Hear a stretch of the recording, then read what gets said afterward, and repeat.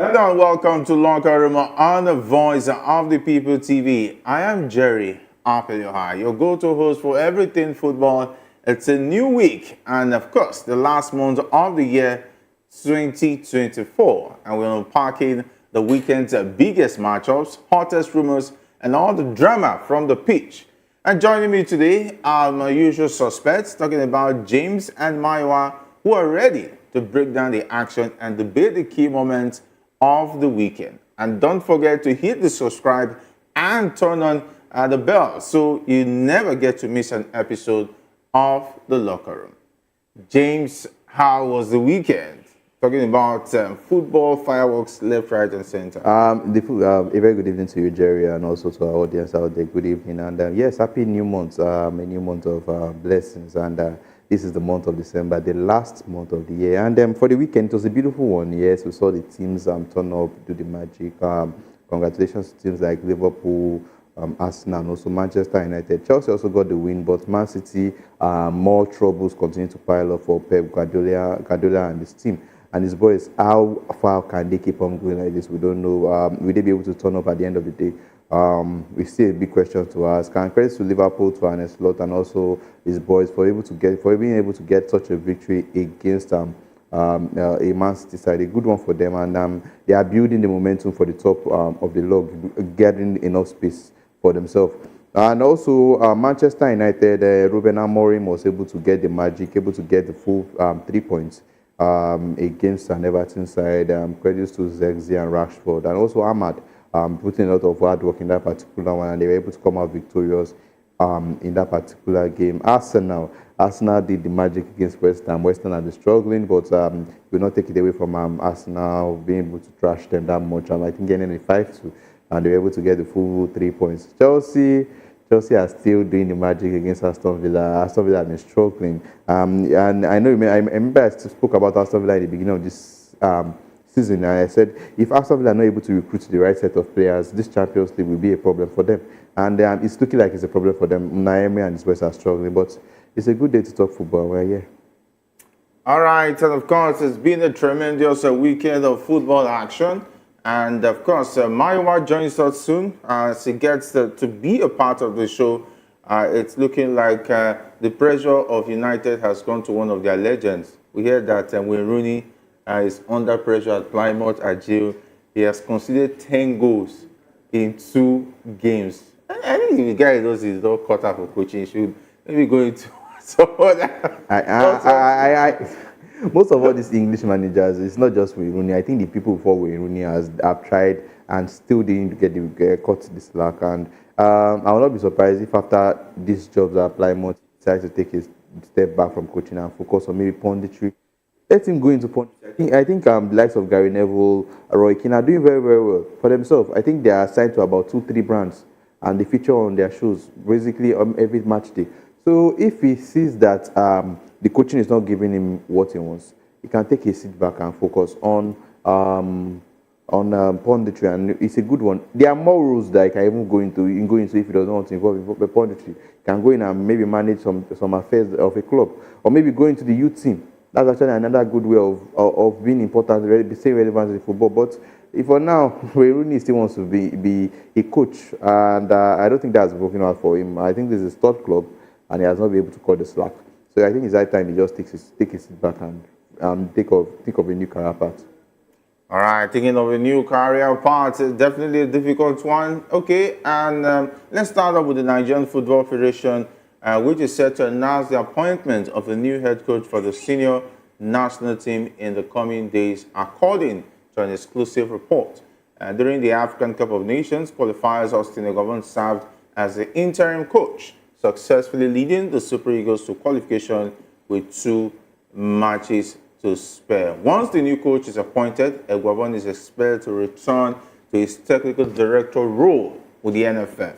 An organization is aiming to finalize the appointment by the end of December in preparation for the upcoming 2026 World Cup qualifiers in the month of March. And funding for the coach's salary has already been secured, and the NFF is now tasked with selecting a coach from a short list that is reportedly known only to a select few within the federation. And the appointment will also include assistants, although current goalkeeper trainer Abidin Baroua and fitness coach Thomas Zorek are likely maybe will be retained as far as the coaching setup is concerned. So I think for me, I'm no longer, I don't know, waiting for the coach. Any day they decide, anybody, as far as they win the games that comes up, which is the crucial one against Rwanda in the month of March. I think it's a replay of what we saw happen last year, and I'm not surprised if he ends up going down the same route in March and we see Abigwefo as head manager. Because it's looking like a repetition of what happened in the past. Let's not forget that there was a particular time last year where they said there was a brand that was ready to cover the cost of the coach for the next 10 months. What happened to that deal to today? There was a time they said they already got a short list of 3 managers, which they are going to pick one that will become the head coach of the Super Eagles. What happened to that particular list today? Now they are bringing a new list, and they are decided to keep it close to themselves, or just to a few people knowing about the list. I think it's just a repetition of what happened last year, and I will not be surprised. I'm sorry, what last year? Earlier this year, and I will not be surprised in March if Wavonsi remains the head coach, because I think NFF now, until they bring a new coach, even if the coach even holds press conference in Lagos or in Abuja in Nigeria, I will not still believe until I see him on the match day giving instructions from the touchline before I can say, okay, yes, NFF have gotten us a new coach. Because at this point, this NFF has built themselves, they built a reputation of them not saying the truth. So I will not believe what one exclusive report is coming out to say. Even if the report comes out tomorrow and say they have hired somebody, I will not still believe until I see the person, see the coach they hired on the touchline. Don't forget, this particular NFF have hired a coach, and according to them, hired a coach, and they made an announcement on their X page. Also, they have put the name of the coach on the picture on the graphics for the team of the an international break. Let's not forget, the coach was there, and the coach was not on the field on the match day. So I will not believe all these speculations, all these reports, until the day of the match we see the head coach on the touchline. It's also a repetition of what happened earlier. I'm not even surprised at this point. And they are giving themselves a deadline, end of December. That's practically 3 weeks away. Let's see what they're going to do in 3 weeks. They have just 3 weeks to get the result of their final short list and get it announced to Nigerians on who their new head coach will be. Let's see. 3 weeks, right? We are waiting for them. The time has started counting already. All right, it's countdown to the end of December. I hope Nigerians will not get carried away with all the chicken and, of course, all the turkey during the Christmas. But that is our job. We'll put our eyes and tentacles on the Nigerian Football Federation to see if they live up to the billing in terms of expectations of Nigerians that a coach will be appointed before the end of the year 2024. It will be an embarrassment that the whole of 2024, a whole national team, a whole country like Nigeria has been looking for a foreign coach since after the Nations Cup, and they cannot secure it. These are things like countries like Benin Republic are doing easy peasy. What's the big issue as far as getting the coach for the Super Eagles is concerned? Maiwa, it's great to have you join us on Locker Room this evening.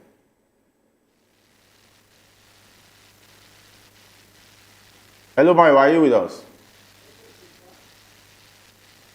Oh, sorry about that. He's having a technical glitch there, and I hope that is not a sign of where United might be going. Yeah. Let's leave United out of it. At this point, one thing that United has been able to do different from what NFF have been struggling with, United identified the cause of their problem, and they replaced him. Yeah. NFF, Pesero was bad according to them. They said it was not good enough. It took us to the finals of the AFCON. We were this close to winning the AFCON. They let him go. That, okay, his money is too much and it's not good enough. They let him go in January, early February. Till now, 10 months. Get a replacement. They have not gotten a replacement. So at least Manchester United is better. Even interim is doing setup that is organized. Interim is doing He's doing Chanigu's job. He's still technical advisor, one person. I expect him to give you the best of the best. This is what he wrote in his CV. He can work under pressure.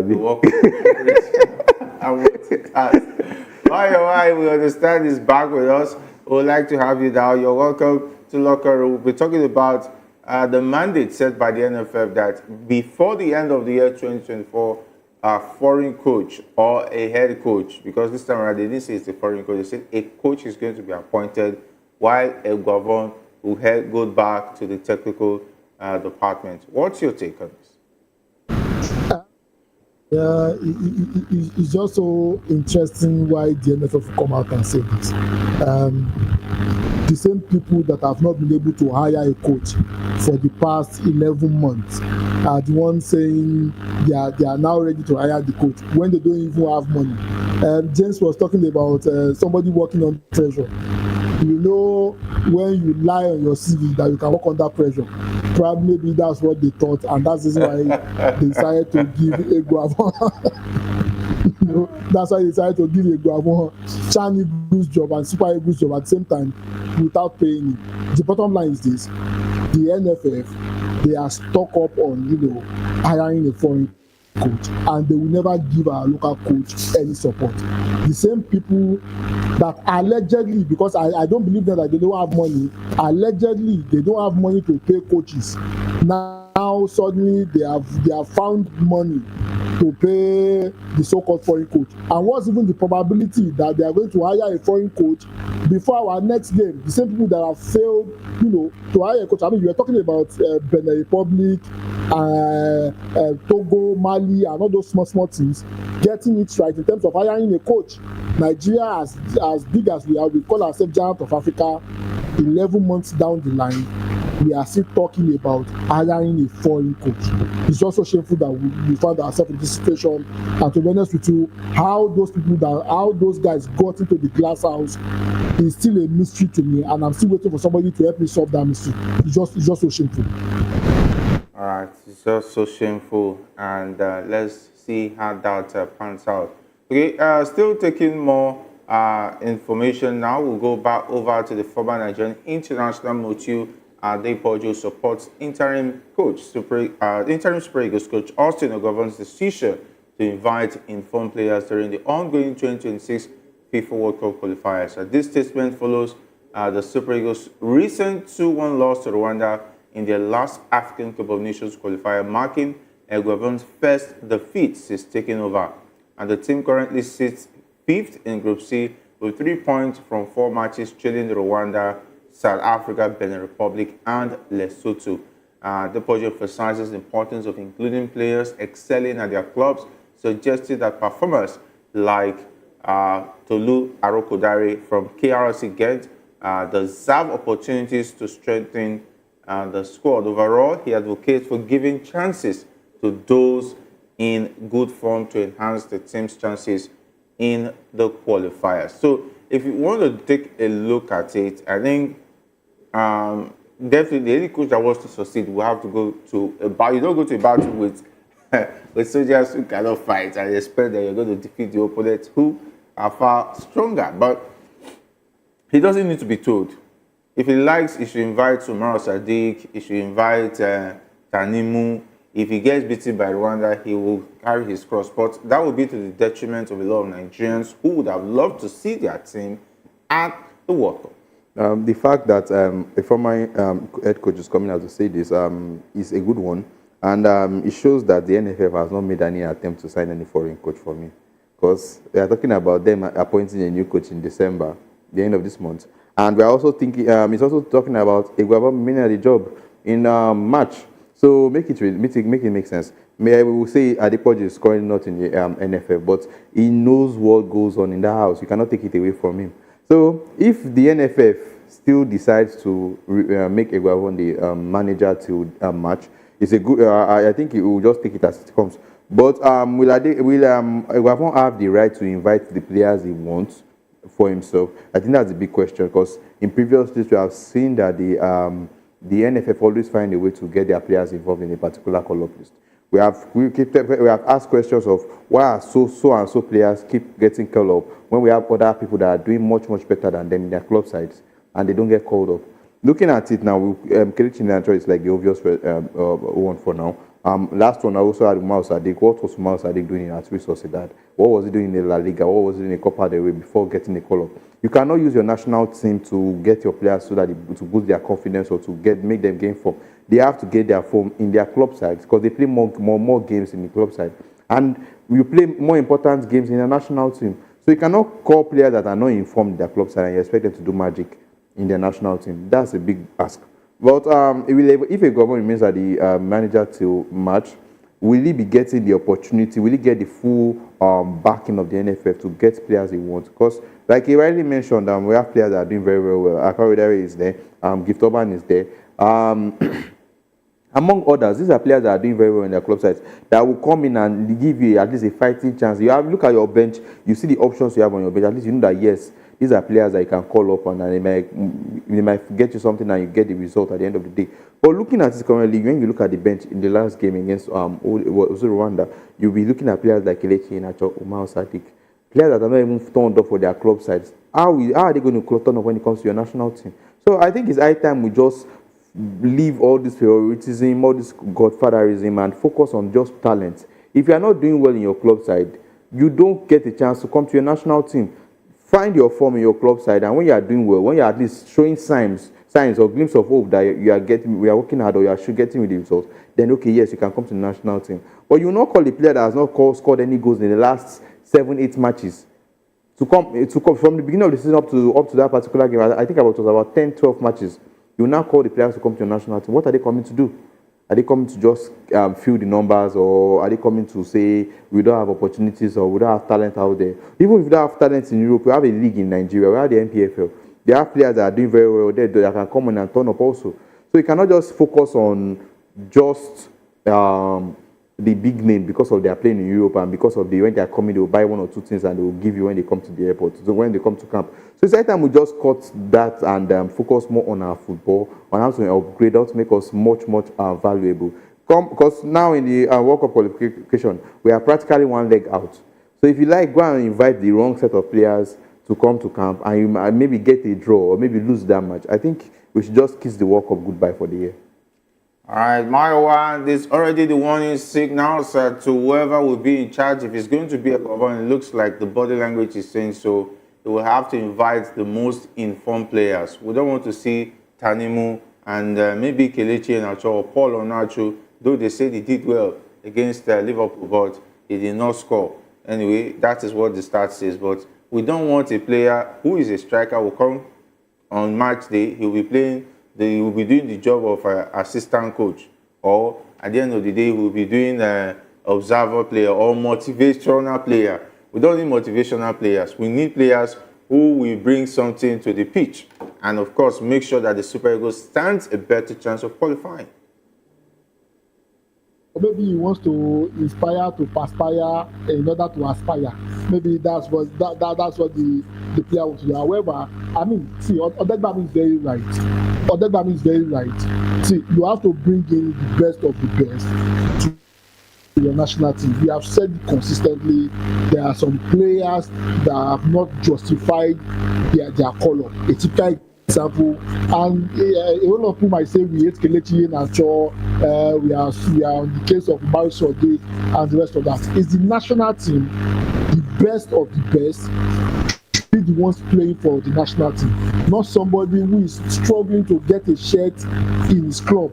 Those are people that are coming to the national team. See, the thing is, the first team must be players that are playing regularly. Also the bench, because sometimes you might need somebody to come in from the bench to do the magic for us, and for us to even have a shot at qualifying, we have to win all our games, meaning that we have to win the remaining 6 games. At least we need 21 points to be assured of qualification. And for us to be able to get that, we need players that are playing regularly, players that are delivering for their club, that can do the job for us. There are a whole lot of players in Europe that are playing, that are of Nigerian descent, they are doing very well. Siri Desel, firing a lot cylinder for Rangers. There's a Gift Orban who is playing fantastically well.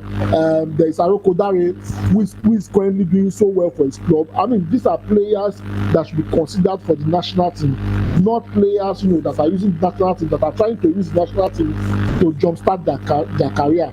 Umar Sadiq, Kelechi Iheanacho, Paul Onachu, I don't think he has done enough to be called to the national team. I mean, a host of them, even Gabriel Osho, I might want to probably, buy my time with him, because we are getting down to business, and we need players that can deliver, not that players we want to give a try. We need to get all the points.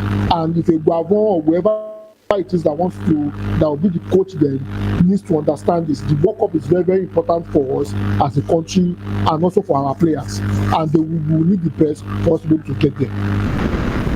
Alright, and of course, meanwhile, the NFF has told us that a sponsor has been secured, and this is also coming from the president of the NFF, who indicated that discussions are underway with sponsors to fund the coach's salary, with necessary sponsorship already secured. And of course, the NFF had previously announced plans to hire. I think the side coming from James says a lot. But let's give the NFF a benefit of doubt. We are giving them a lot. We have even borrowed from somebody else to give them, and they still wasted it. So at this point, I'm not even giving them any doubt, a benefit of doubt again. We'll just wait, and I'm telling you, even if they announce somebody that is new head coach, I will not believe. Until that game in March, I'll now look at the touchline, I'll see the man sitting there. Okay, now we have gotten a foreign coach according to them that they want. And this is not about getting a foreign coach. This NFF have been insisting on foreign coach. It's not a foreign coach you hire today and tomorrow. When you hire him, we have to go to Wikipedia and go and be seeing what they have achieved in his career. And when you go there, you will see that they have only played in maybe in the Swedish league, or in the Italian. The Italian league is even a good league. A Norway league, not even the popular one. Maybe a lower division. And you see, he has coached about how many games. He has not won any silverware. The closest he came was in the quarterfinals. And you think he's a good option to become the national team coach. And when you hear how much this person is going to be earning about $7,000, $8,000. And it's not like he's going to give us he's not coming and he's giving us a guarantee that will be in the next World Cup. We are coming and we have to, even if he wins all the old games, we still have to hope that teams like Rwanda and South Africa drop points before we can even get a fighting chance. So what's the essence of us getting a foreign coach that will come and earn $80,000? We are not going to the World Cup. And the next AFCON, he will come now, we play about how many games, maybe we'll drop out in the quarterfinals or in the semi-finals, and he will be there and he earning $70,000. I see no why the reason why the NFF are hell bent on the foreign coach, because it's not promising us an automatic qualification to the World Cup, and it's not going to promise us the next AFCON trophy. So what's the essence? You are employing the sponsors who are giving you the money, obviously. You will pay him for the next how many months or how many years? $90,000. One, is not going to be a grade A coach. I'm definitely sure it's not. Even grade A? From grade A to G, it will not be in that option. From G downward, that's what we'll now look up for. They'll give you Averena, and you will. It's not possible. If a sponsor, I think Averena has gotten a job. I'm trying to remember. Did he get the job? I'm trying to remember. I know it was in the news some weeks back about getting a job. Even if they get Averena, do you think this NFF will allow a stubborn individual like Averena? Averena will come and the NFF will be deciding who players they will call up to camp. Do you think that will work? They will not get a coach that knows how this thing works. They will get a coach that they can control. A coach that they can tell him, invite Tanimu. He's in the lower division in the English in England. Let him come. Let's see how things are done. We want him is our boy. We don't want him to go astray. Let him come and play for the Super Eagles. That's the kind of coach they will get. You will not tell me with what Averena has on his CV, with what he has done in world football, what he has done in African football. You will hire him and one man will tell him, invite this one, and he will agree. No, because when the backlash comes, now when Nigerians are attacking, they will not look at, an average Nigerian will not look at the NFF. They will look at the man that is sitting down there, that is in charge of the job of calling and arranging the boys. They will say, now you be coach, now you will sabi. Why would you be playing this kind of players when you are not getting the result? They will now, you know how Nigerians are fact checking is. If they employ a coach today, I'm sure before 2 months, they will know what is earning, at least an idea of what is earning. They will say you are collecting so amount of dollars. They will convert it to naira. That you are collecting about 100 million naira, and you're not giving us the results. That's how it works. So this NFF, there are a lot of questions that needs to be answered. The foreign coach they are getting, is he from grade A to grade G? Let's put that there. The foreign coach that is coming, is he going to guarantee us a World Cup qualification? Even if he does not do that, is he going to guarantee us winning the AFCON, the next AFCON? Those are questions. Because you not tell me that this kind of talent that we have in this national team cannot at least win one silverware before they go past their prime. Well, the ball is left in the NFF court. Are they going to make the right decision that will favor not just the football of Nigerians, but also favor the players that are currently in the team? Those are the big questions that NFF have to answer. We're not going to get us one grade W coach. All right, Mario, definitely, the way it looks, whether we like it or not, we'll have to answer to whatever the NFF brings to the table. But it looks like somehow the fear of the unknown have made Nigerians lose trust due to antecedents of the NFL, and precedents have shown that they cannot be reliable, most especially since this man they call Gosol was appointed or elected the NFF chairman. As much as appointing a coach has become very, very difficult. It's pretty sad where our Nigerian football is heading to, but it is what it is. We'll have to wait till the end of the year again, and hopefully they will get us a coach that can qualify the Super Eagles. Well, it's very simple. The NFF president and the NFF team at the moment, they've shown that they cannot be trusted. It's a very simple example of this. They told us, when they told us that they were signing Bruno Labbadia, they said they have already secured a sponsor. The sponsor has already put pen to paper. Bruno Labbadia is coming. The sponsor is already on ground. What happened? Bruno Labbadia did not show up. We did not know the name of the sponsor, only for us to hear that there is no sponsor anywhere and they are even struggling to find money. The same NFF president has come out again and has said there is already a sponsor on ground. Why do we have nameless sponsors? Why can't they tell us the name of the sponsor? Why? What is, I mean, if a brand is paying, and this is a publicity 101. I'm very sure, I know, I mean, you and James, you know about PR very well. And please correct me if I'm wrong. If a brand like that is paying the salary of the Super Eagles coach, the brand will want the name to be out there. That will bring, publicity to them. There's a particular oil and gas company that was sponsoring, that was paying the coach during Amadu Pinnick's time. I can't mention the brand if they're not paying us for advert. The brand ensure that his name is attached to everything that Amadu Pinnick NFF was doing at that particular point in time, because that's free publicity. Everybody gets to hear about you. Your brand is in the lips of everybody.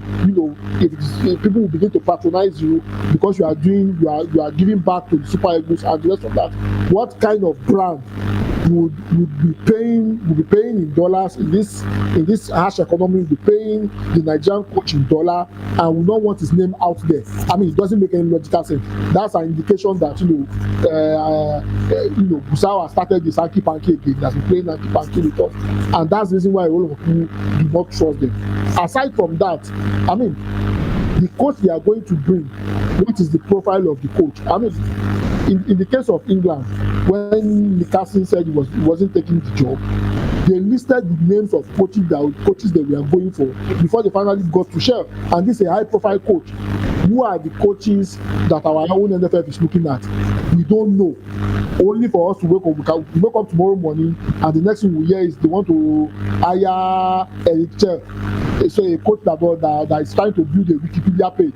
I mean, and that's the reason why all of you do not trust them. After 11 months, we are still discussing this. After 11 months, they are still talking about sponsor when these are supposed to be in place, and we're supposed to have a coach to be able to take us for the qualifiers when they are so much in love with the foreign coach. I mean, like I said it over and over again, the NFF reeks of incompetence, and we are seeing the results.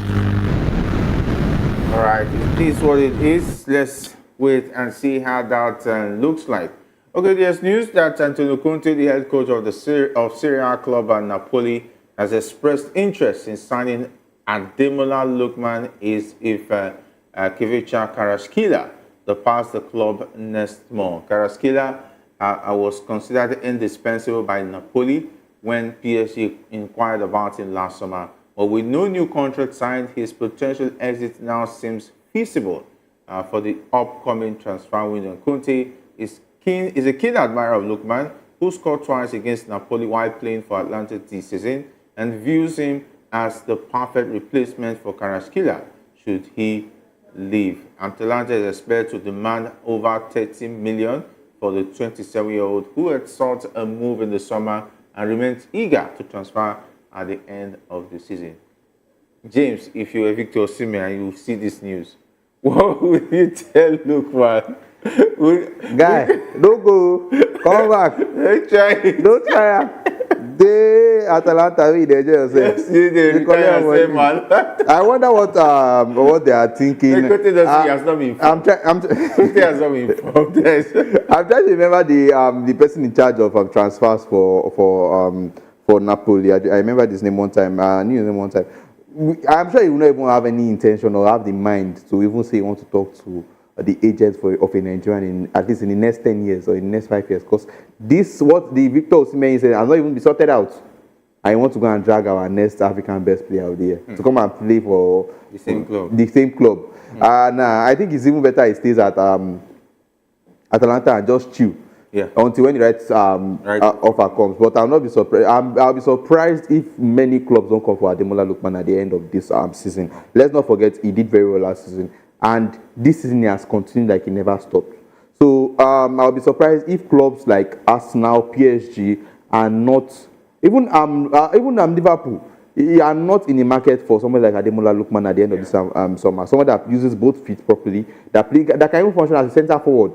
Score against anything. That can score against anything. He come in big games, small games. So I think I'll be surprised if they don't go for him and Napoli should not even be on the list. Should not be on the list at this point. After what they did to Victor Osimhen, I don't think any Nigerian should be looking at that club currently. They should just hold on. Yes, Napoli is one team that even in the past, before Victor Osimhen, they are one team that you don't want to even do transaction with. You have seen it in the past. We saw it with Martens. When Martens was on his prime, that most clubs in the world were coming for him.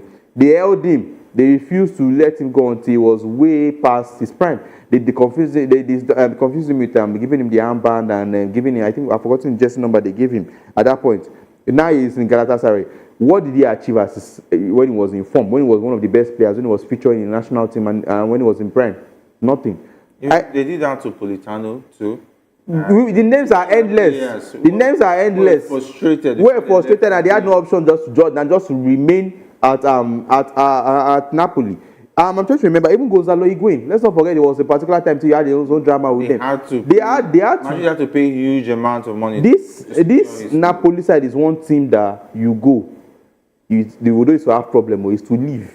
Yeah. That is the problem. Even Laurentiis said it, that as far as that club is concerned, a lot of people have come to buy the club, that the club is a family toy, like a family plaything. So he doesn't see the club as something, he sees it as his even Kvaratskhelia that wants to leave. Let's see how it will go. Kvaratskhelia wanted to leave, but they refused to let him. Even before Osimhen is going to run down before he's going to. Even Osimhen, let's not forget, he was supposed to leave before Osimhen even made the African best player. He renewed his contract. Now look at it now.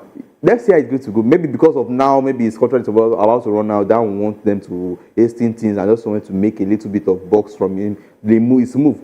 But looking at it in the past, Napoli is one team that is very difficult to do business with. Ademola Lookman, if it's only Napoli that is the only team that is coming for you, just focus on Atalanta. At least you guys are not bad. At least at this point of the season, they are fighting for the They are in contention to win the league also. I think they are about just 2 points away from the top, 3 points or so, and they are playing tonight. So let's just focus on this club and leave Conte. And Conte cannot be in Atalanta forever. He cannot be there forever. So just focus on your game. Have a good game to the end of the season. I'm sure the big teams are coming for you at the end of the season. All right, and of course, and that also brings us to a story that has been making a lot of rounds in talking about the FIFPRO 11. I was going to talk about that because Ademola Lookman is trending currently on Twitter. Maiwa, we would like you to react to Conte being interested in Lookman before we talk about the FIFPRO 11 right now. Well, Napoli has become a club where, they end people's career. I mean, it's as good as tomorrow song guys that Ademola Lookman will not go to Napoli. Napoli is a very difficult place it's a very difficult club for anybody to do business with. The list goes on. Kalidu Koulibaly, before he was able to make the move, he was almost dying on Napoli's table. That was when they allowed him to. I think Ademola Lookman would be making a very great mistake, a big mistake, if he decides to go to Napoli. Napoli is not a club that you want to go to. Probably maybe when he's 35 or 36, if Napoli are interested, well, why not? You can go there and sign. But at this present moment, that his stock is rising, a whole lot of bigger clubs will want to come and buy him, and also those clubs, not giving a date when it's time for him to move on. I think he should not consider Napoli. Napoli is not a good place for him to be. Now that's number two. I think his quality at the moment, and no disrespect to the Italian Serie A, I think his quality at the moment, he deserves to play in the bigger league than the Serie A. I mean, if you look at the top five, the Serie A is one of the top five, but the Serie A is not number one. I think a comeback to the EPL would be nice. There's an Arsenal, the Spanish La Liga. If you can secure a move to a Barcelona or a Madrid, those are the kind of clubs you should be looking at, not the Italian Serie A. He has done it well. He didn't win the league, but he has been successful enough with the performance he has put in the past 2 years. He has been very successful. I think it's time for him to move out of Italy and probably explore other clubs, because at the moment he's doing very well, and this is the time for him to cash in on his performance. So he shouldn't stay in Italy, and he should leave Antonio Conte alone to be wandering in the bush with the talks of signing him. Okay, this is what it is. Okay, let's talk about the FIFPRO 11 right now.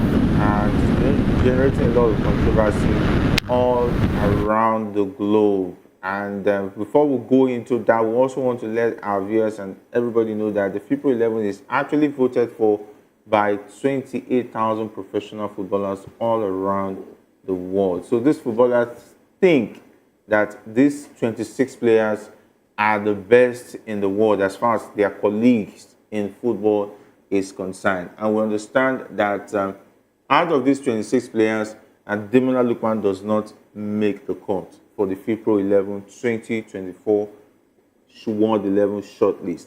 And if you take a look at the attack where Ademola Lookman is mostly concerned, we have Lamine Yamal, Vinicius Jr.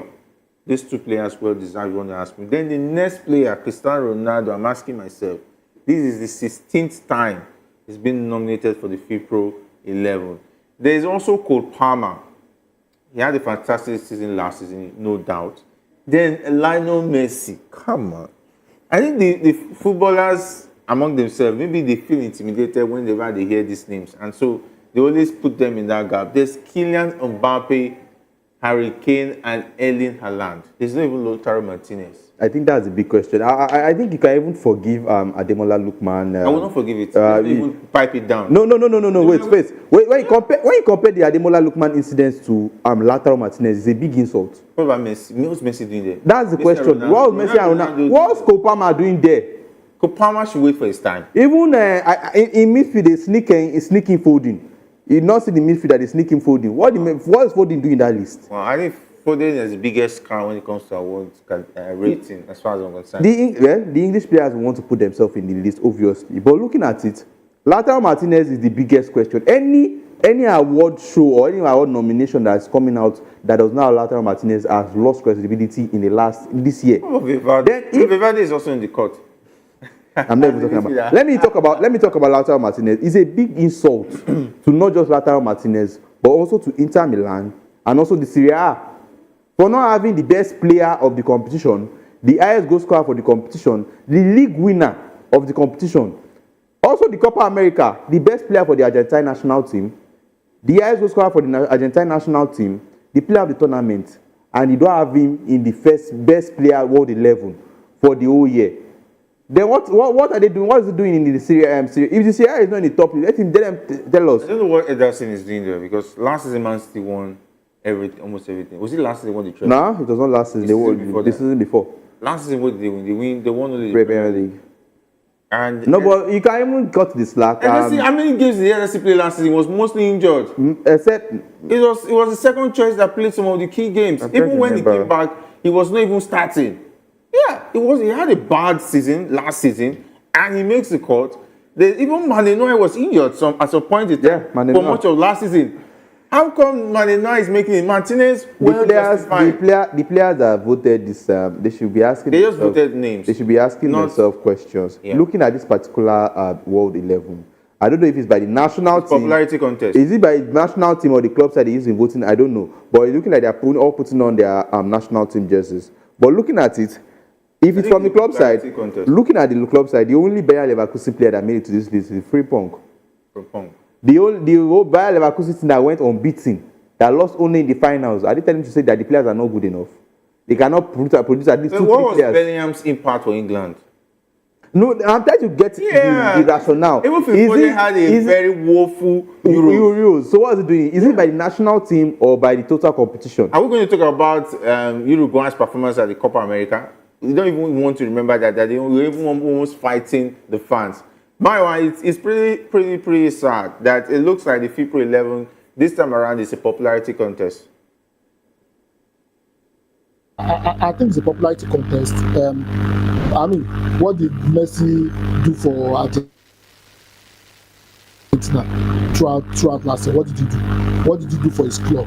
I mean, see, you can even still justify Ronaldo. Ronaldo keeps scoring every time.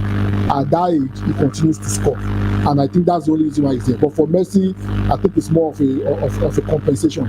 Noah was out till I think March. He started playing in March, and he's on that particular list. How did he get there? How did he make it? A Cole Palmer, you know, that they are playing the Conference League.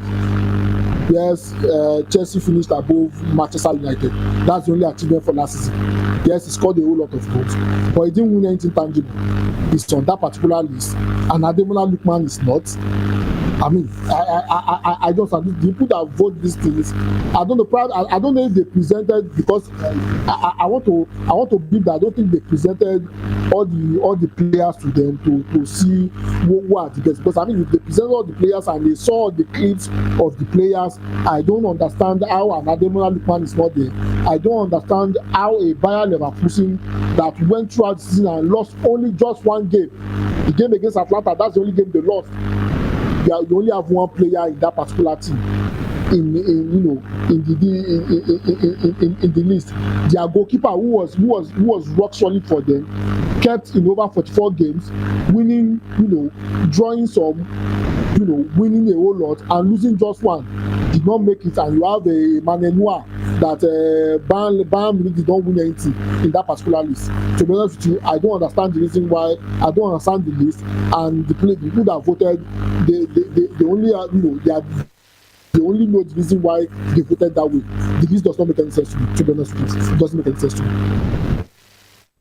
It shows that it's when people are seeing you and when you have made your name, that's when some awards will come to you. But it shouldn't be that. It should be based on merit and if you actually deserve it. So some will even ask, where is Victor Boniface? The thing is, it's even disrespectful that the Italian league. I don't know I don't think they have any player from the Italian league that plays in the Italian league that feature in the league. If the Italian league is not regarded as a top league in Europe, let them tell us.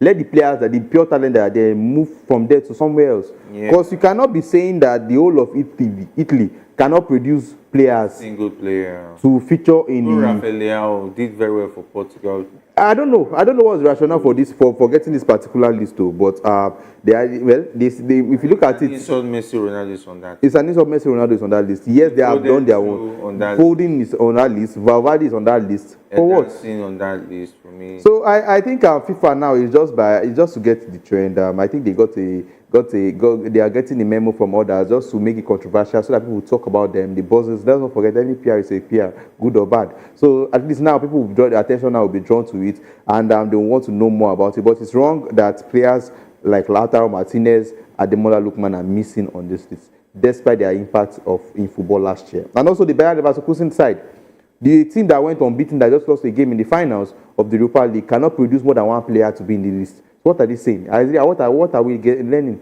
So FIFA, I think they should put their house in order, and if the voting system is not working, let us go back to something else. If their voting is not working, since they are doing it like INEC now, let's focus on somebody else. Maybe they should put a constitution, a federal character constitution, where there will be a rotation.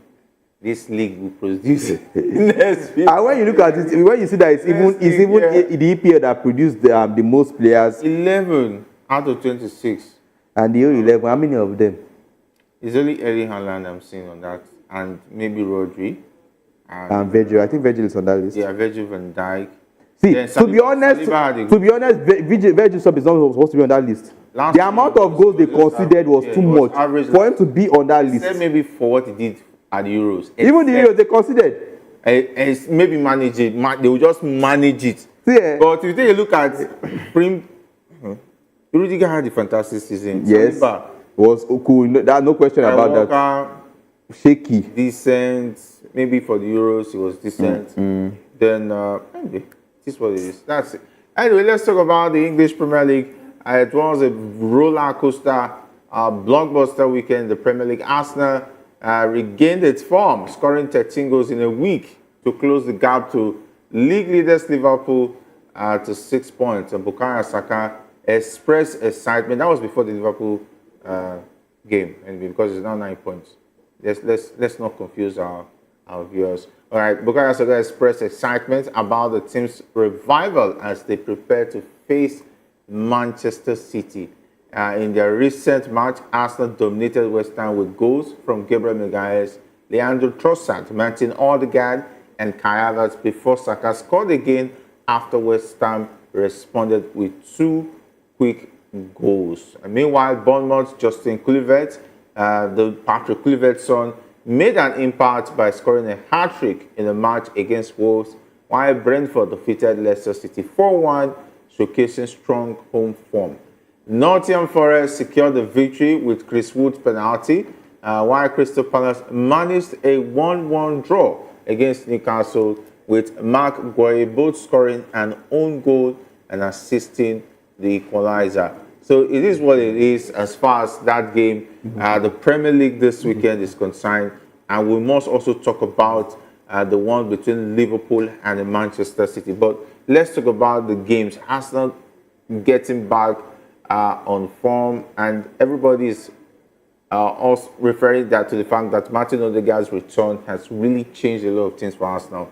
Definitely, Odegaard is like their most important player. We know that we were worried when he was out injured, and now how Arteta was going to cope. And funny how they were not that bad. But now he's back, and he showed how important he is to the team against West Ham, and scoring a penalty and also giving another to Saka. I think that's a very, very good one. And Odegaard is showing how important he is to Arsenal. And yes, credit to them, they've been able to get the 3 points. I think now they're in second, just many points behind league leaders Liverpool. So credit to Arsenal. The next game is against Manchester United. Let's see how far they can go and how well they can perform. All right, Mayowa, you've seen the Arsenal side, they're rejuvenated, if you want to put it that way, and pick of other fixtures result we saw over the weekend. Definitely, it's a good one that Arsenal has hit the ground running once again, and it looks like they want back in as far as the title race is concerned. Well, definitely, I think it's a good one that they are bouncing back.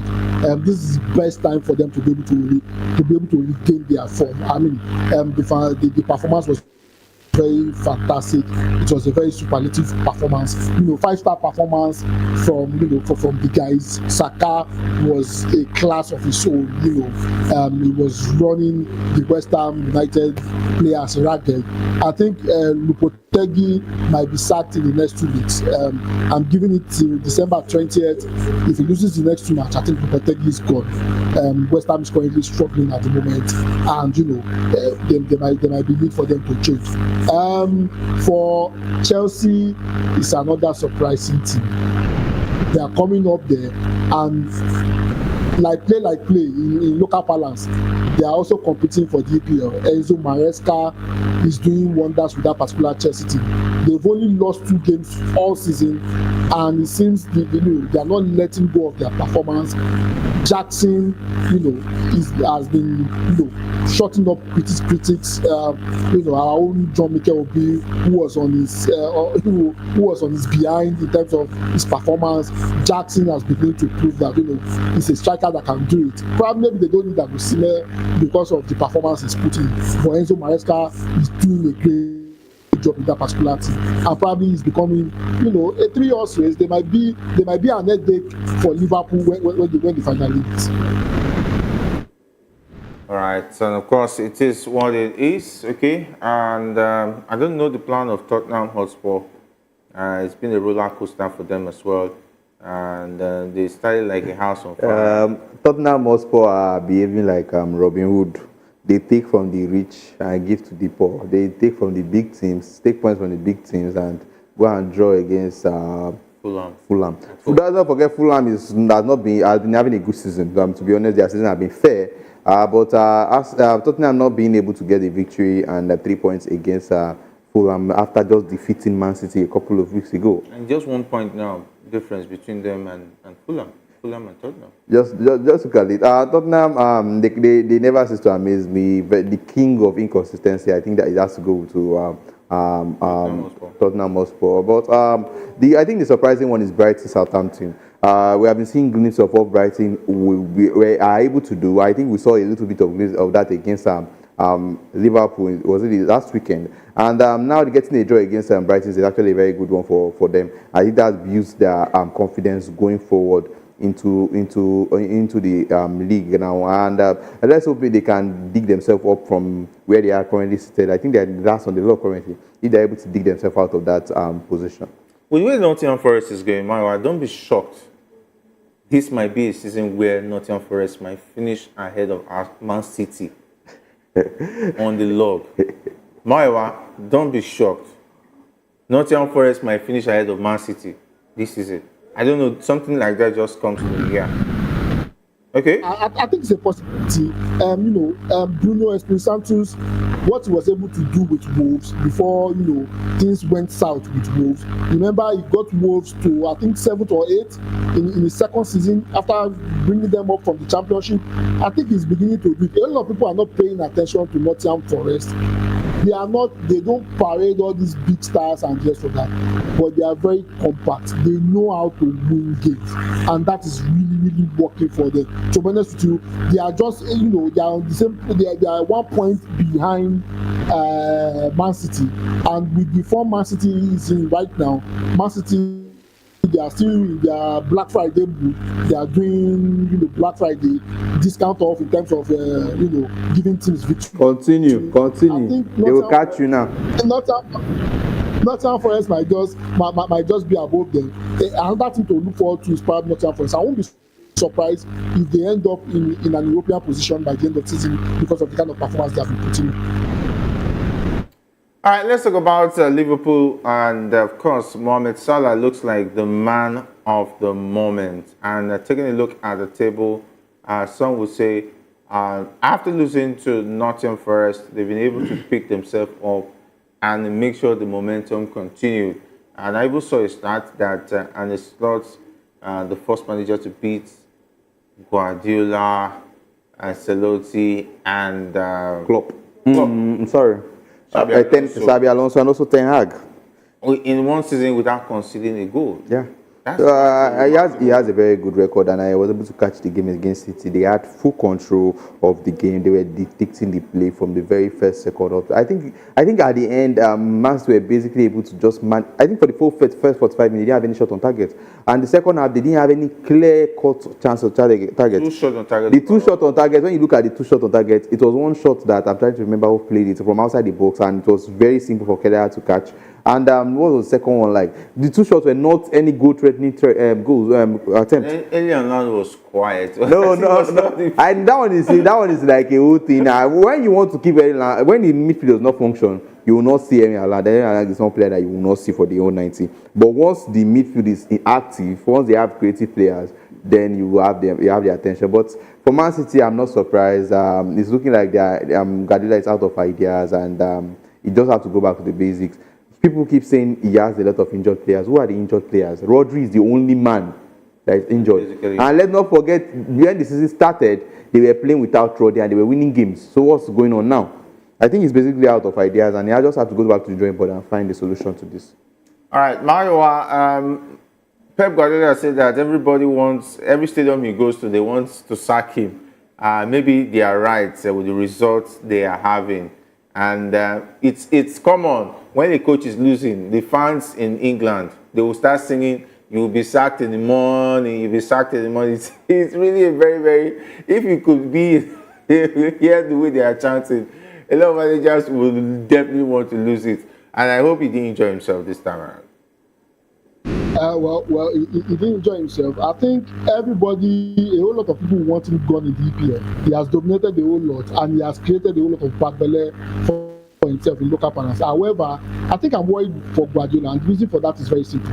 Remember when Mourinho started talking about, "I want 3 titles, 3-0, 3-0." You know what happened? After about 3 or 4 weeks after that, he was fired from Manchester United. Where Guardiola has begun to raise 6 fingers up. 6. I want 6 titles. As coaches, and he knows this better than any other person, you are as good as your last result. The moment he begins to raise 6, I want 6 titles, it means he's living in the past, and that might probably cost him his job.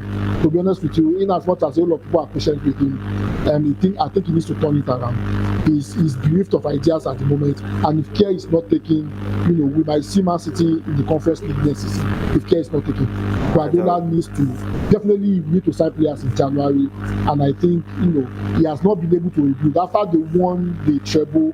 I think he made the mistake for not rebuilding, and that is coming back to bite him. He needs to sign players in January. It was also a pleasant birthday present for me as well. What a birthday it was on Sunday. I was so excited seeing Liverpool destroy Manchester City. And of course, big thanks to Maiwa and James for being a part of the show, and the guys behind the scene, talking about the likes of Shegun, Alex, and as well as Paul and Ikechukwu. My name is Jerry Apelon. I'm saying have a fantastic week ahead.